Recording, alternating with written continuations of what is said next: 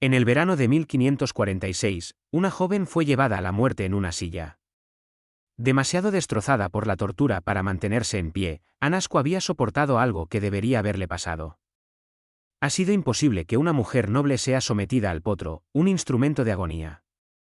Reservado para criminales comunes, pero incluso con sus huesos dislocados y su espíritu. Probada más allá de la resistencia humana, se negó a traicionar a quienes compartían su fe protestante. ¿Qué le pasó a esta? Una mujer notable revela uno de los ejemplos más escalofriantes de persecución religiosa en toda Inglaterra, donde la conciencia podía costar todo y donde la maquinaria del terror de Estado operaba con aterradora eficacia.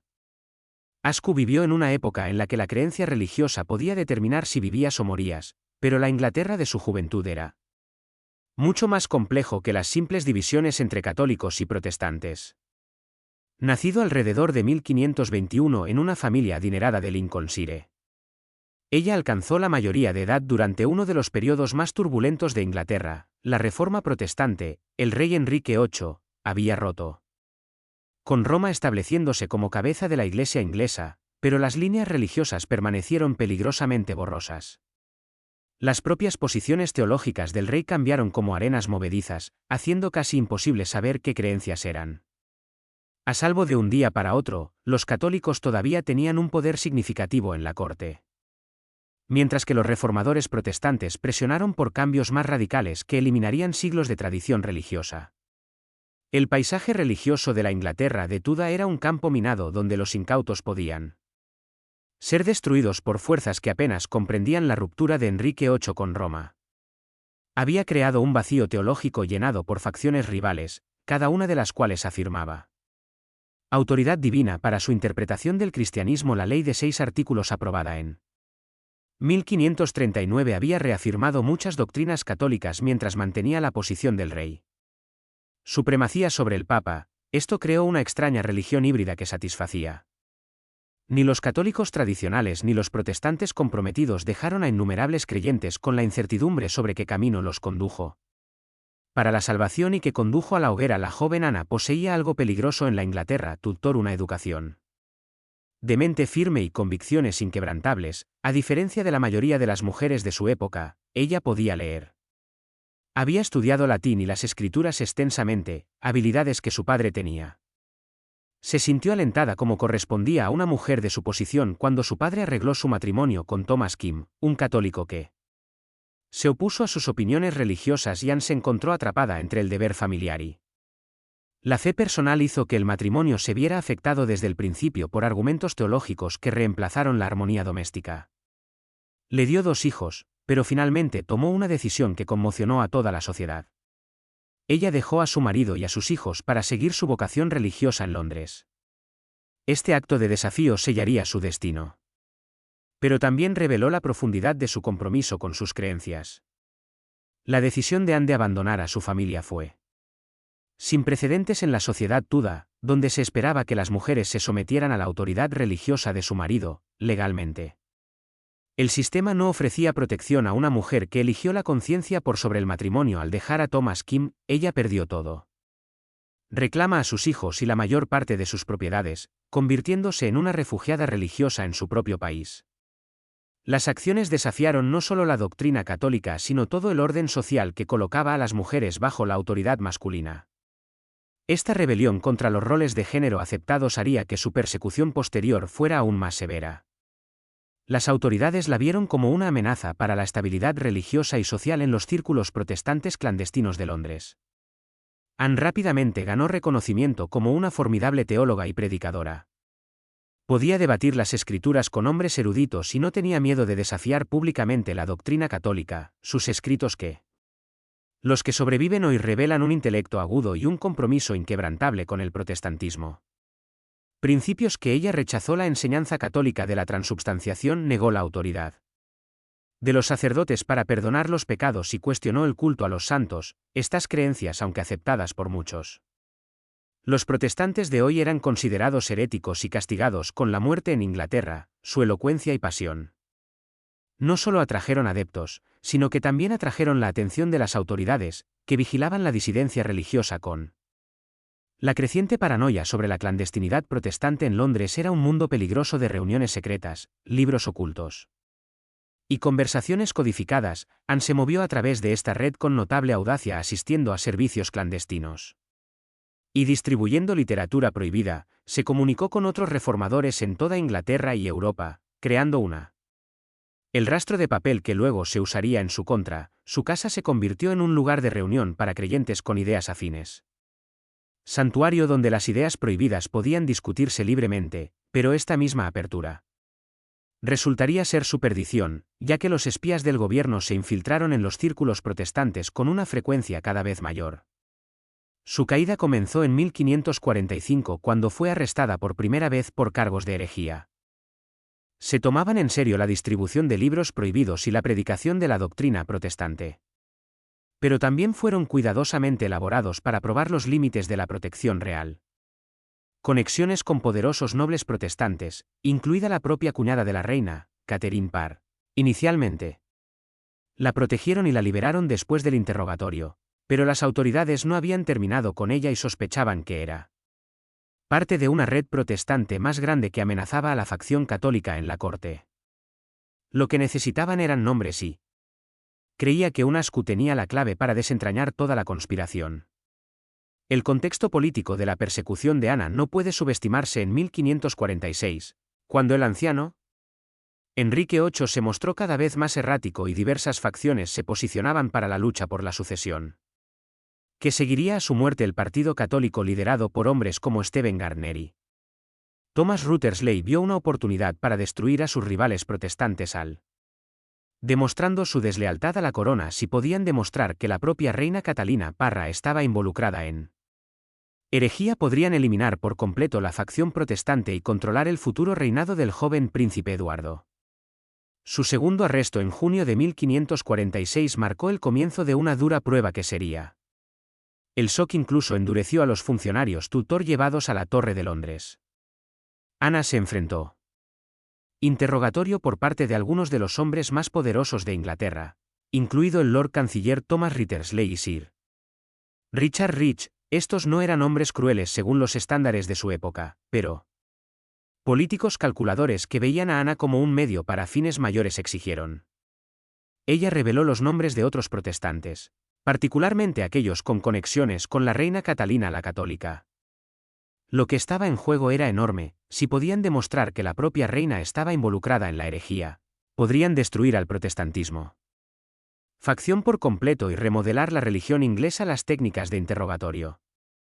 Los tratamientos utilizados en Anne eran sofisticados y psicológicos, así como físicos. Los interrogadores eran teólogos eruditos que podían igualar su conocimiento de las escrituras y hacer debates que duraban horas. Intentaron atraparla en contradicciones alternando entre amenazas y promesas, ofreciéndole su libertad si cooperaba y describiendo con vívidos detalles ¿qué le esperaba si se negaba? Trajeron a antiguos amigos que habían ya confesó que esperaba que la presión de grupo quebrara su determinación cuando estos métodos fallaron. Recurrieron al sueño. La privación y la manipulación dietética debilitan su cuerpo para hacer que su mente sea más flexible. Cuando el interrogatorio verbal no logró quebrar su determinación ante las autoridades, tomó una decisión sin precedentes. Por primera vez en la historia inglesa, una mujer de los de noble cuna serían sometidos al potro de tortura. Esta decisión violaba todos los principios sociales. Convención de la época y requería autorización explícita de la más alta autoridad. En los niveles de gobierno, el potro era considerado inferior a la dignidad de la nobleza, reservado para los criminales comunes y traidores, pero la negativa de Ana a nombrar nombres había llevado a sus interrogadores desesperados. Estaban dispuestos a romper siglos de precedentes para extraer la información que necesitaban, sabiendo que la tortura de una mujer noble enviaría ondas de choque a través de la sociedad inglesa. La decisión de torturar a Ana no se tomó a la ligera ni con ira, sino como un acto calculado. Estrategia política. Sus interrogadores entendieron que la noticia de su tratamiento se extendería por los círculos protestantes y podría aterrorizar a otros para que se sometieran. También creían que su género la hacía más propensa a quebrarse bajo presión física, un error de cálculo que reveló su incomprensión fundamental de su carácter. La autorización para usar el potro vino del propio rey, mostrando cuán alto era él.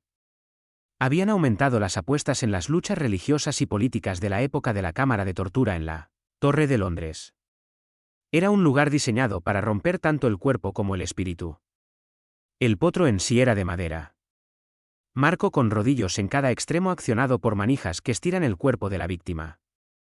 Cuerpo hasta límites insoportables. La habitación era deliberadamente intimidante Se exhibieron instrumentos de tortura para maximizar el impacto psicológico incluso antes de que comenzara el dolor físico, mientras Anne era atada al dispositivo, habría visto las poleas y cuerdas que pronto destrozarían sus articulaciones. La tortura psicológica comenzó antes que la física, la anticipación del dolor. Sabiendo que su cuerpo sería destruido sistemáticamente, pero incluso frente a este instrumento de agonía ella mantuvo. Su desafío al potro operaba según un principio simple pero horroroso, gradual. Y el estiramiento incesante del cuerpo humano más allá de sus límites naturales. La víctima fue colocada boca arriba con las muñecas y los tobillos asegurados a rodillos en cada extremo del marco de madera mientras que las manijas estaban. Al girar los rodillos, estos se movieron en direcciones opuestas y tensaron el cuerpo. El dolor comenzó a medida que la incomodidad progresó hasta convertirse en agonía y culminó en el malestar. Sonido de las articulaciones separándose de sus alvéolos. El proceso podría detenerse y comenzó a permitir que los interrogadores alternaran entre la tortura y el interrogatorio de la víctima. La conciencia se ve obligada a soportar no solo la agonía física sino también el terror psicológico de saber que la tortura podría reanudarse en cualquier momento. Lo que sucedió después desafió todas las expectativas de los interrogadores de Tuda mientras el potro destrozaba lentamente el cuerpo de Anne dislocándola. Hombros, caderas y otras articulaciones, ella continuó negándose a sus demandas. El dolor habría sido indescriptible. Imagina cada articulación de tu cuerpo en ese estado.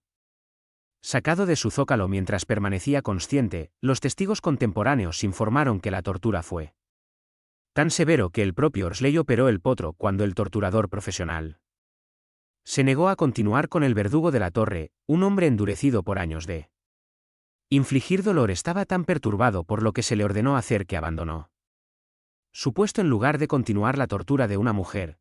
El impacto psicológico en los torturadores de Anna fue tan significativo como el impacto físico en su cuerpo. Ray Horsley, un hombre acostumbrado a las brutales realidades de la política de Tuda, lo encontraron operando personalmente el potro en un intento desesperado por romperla. ¿Sir Richard Rich se habrá endurecido igualmente por años de interrogatorio y ejecución? Según se informa, quedó conmocionado por la negativa de Anna a ceder. Estos hombres habían roto innumerables prisioneros mediante tortura, pero nunca se habían encontrado con alguien que mantuviera un silencio tan absoluto a pesar de tal. Su sufrimiento extremo, su desafió su comprensión de la naturaleza humana y su confianza en sí mismos. Los aspectos técnicos de la tortura de Anna fueron registrados de forma inquietante. Detalle por funcionarios judiciales que presenciaron el procedimiento en el que se operó el potro. Etapas con periodos de estiramiento extremos seguidos de ligeras liberaciones que permitía que la sangre fluyera de regreso a las articulaciones comprimidas. Esta técnica maximizaba el sufrimiento al tiempo que prevenía una rápida inconsciencia que podría haberle proporcionado un escape misericordioso entre sesiones. Hizo que Anne fuera de vuelta a su celda, donde la obligaron a permanecer inmóvil mientras las articulaciones dislocadas se hinchaban y los músculos. El dolor constante le servía de recordatorio de lo que le esperaba si continuó negándose a cooperar. Las secuelas de su tortura revelaron el verdadero alcance de su sufrimiento. El cuerpo de Anne estaba tan dañado que ya no podía caminar o incluso estar de pie. Sus brazos colgaban inútilmente a sus costados. Sus piernas no podían sostenerse. Su peso en una época sin analgésicos ni atención médica adecuada que soportó una agonía constante que habría llevado a muchos a la locura, pero su mente permaneció afilada y con su fe inquebrantable. Desde su celda continuó escribiendo y produciendo algunas de las poesías religiosas más poderosas de la era Tuda. Sus palabras, sacado de contrabando de la torre, inspiró a otros protestantes y demostró que el espíritu permaneció invicto. Los escritos de Anna desde la torre revelan a una mujer transformada por el sufrimiento pero no rota por él. Sus poemas hablan de agonía física, pero también del triunfo espiritual de un cuerpo destruido pero un alma intacta, escribió sobre Conversaciones con Dios en su celda de visiones que la sostuvieron en las horas más oscuras. Estas obras circularon en secreto, entre los simpatizantes protestantes. Se convirtió en una de las propagandas más poderosas de la Reforma. Demostró que ni siquiera la peor persecución podía destruir la verdadera fe en que el espíritu humano podía trascender lo físico. Sufrimiento cuando se sostiene por convicción religiosa los procedimientos legales que.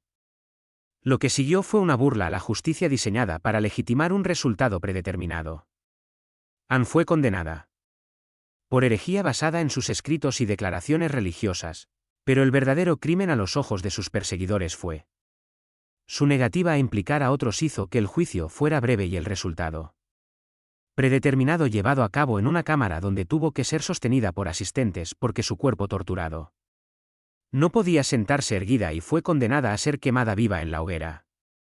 El castigo estándar por herejía para la mayoría de las víctimas habría sido bastante terrible, pero Ana enfrentó un castigo adicional. Horrorizada por las llamas, soportaba su cuerpo paralizado por la tortura. La sentencia de Anascu contó con la presencia de los más altos funcionarios del reino, transformando lo que debería haber sido un juicio rutinario por herejía en un espectáculo estatal. Los jueces que la condenaron fueron los mismos hombres que autorizaron su tortura, creando un sistema circular de justicia donde los acusadores, torturadores y jueces eran idénticos. Su incapacidad para la postura durante el procedimiento creó un recordatorio visual del poder del Estado para destruir a quienes se opusieron a ella. La sentencia fue leída mientras ella se desplomaba en su silla, sus articulaciones dislocadas, incapaces para soportar el peso de su cuerpo.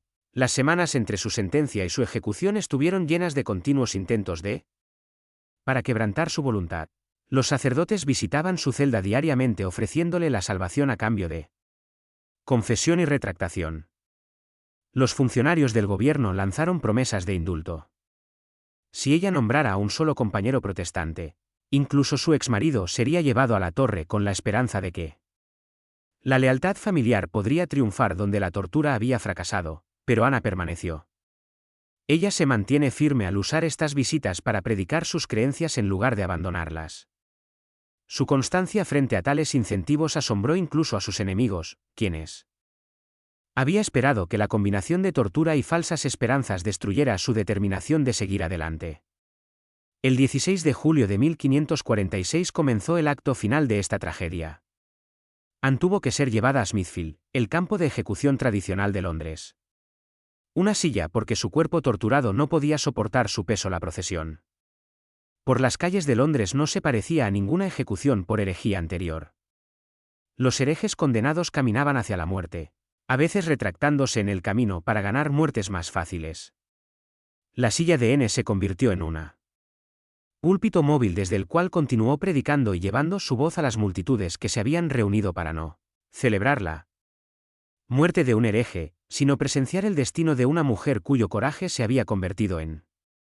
La legendaria multitud que se reunió en Smithfield era inusual en su composición y su estado de ánimo era típicamente herético. Las quemas atrajeron multitudes celebrantes que vieron las ejecuciones como un castigo justo. Por los crímenes religiosos, la ejecución de Ana atrajo a una reunión más sombría que incluían a muchos simpatizantes protestantes secretos que habían venido a presenciar sus últimos momentos, incluso sus enemigos. Reconoció su extraordinaria valentía y algunos católicos presentes expresaron ante las dudas privadas sobre la justicia del tratamiento que recibía. El gobierno había desplegado guardias adicionales por temor a que los protestantes, los partidarios podrían intentar un rescate o que la multitud podría volverse violenta en respuesta al espectáculo de la ejecución. El sitio en sí había sido cuidadosamente preparado para maximizar tanto el efecto disuasorio y la eficiencia de matar. La estaca se posicionó para una máxima visibilidad con líneas de visión despejadas. Para permitir que la mayor multitud posible presenciara los procedimientos, se colocaron paquetes de __ para garantizar un ambiente cálido. Un fuego que ardía rápidamente y que consumiría rápidamente a la víctima, pero para Anne, incluso. Estos preparativos adquirieron un carácter grotesco cuando su cuerpo destrozado tuvo que ser. La levantaron de la silla y la aseguraron a la estaca con ataduras adicionales para evitar que se desplomara en las llamas. Prematuramente, la ejecución en sí fue diseñada para ser misericordiosa según los estándares de Tuda, aunque la misericordia es un factor relativo. Término utilizado cuando se habla de quemar viva a Ana. Se ataron bolsas de pólvora alrededor de su cintura. Cuerpo destinado a causar explosiones rápidas que acabarían con su sufrimiento rápidamente. Esto se consideraba una bondad típicamente reservada para aquellos que mostraban arrepentimiento. O que tenía amigos influyentes, pero incluso esta pequeña misericordia se convirtió en otro elemento.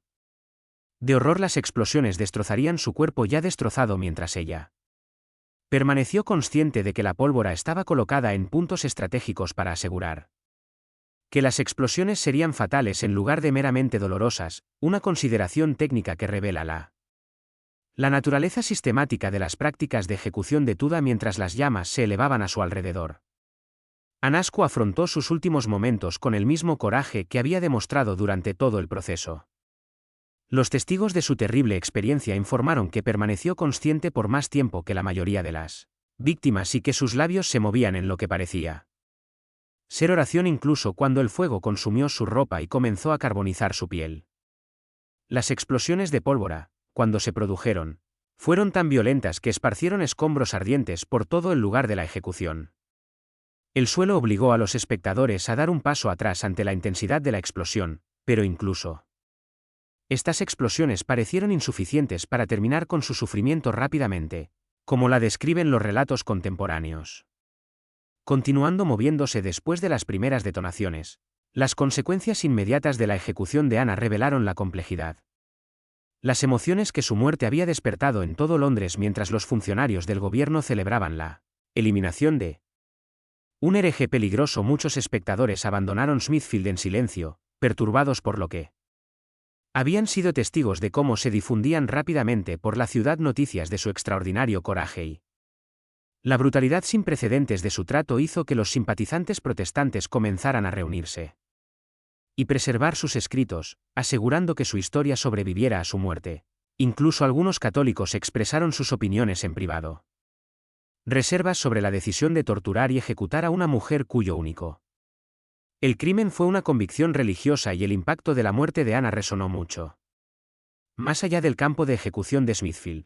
La noticia de su tortura se extendió por toda la Europa protestante, donde fue considerada como evidencia de la barbarie católica y la tiranía inglesa. Sus escritos fueron preservados y publicados después. Su muerte inspiró a generaciones de reformadores que vieron en su historia una prueba que la fe pudiera triunfar sobre la peor crueldad humana, el hecho de que hubiera sido torturada, algo sin precedentes para la mujer de su clase, se convirtió en un grito de guerra para los propagandistas protestantes que la utilizaban. Su historia para demostrar los extremos a los que llegarían sus oponentes protestantes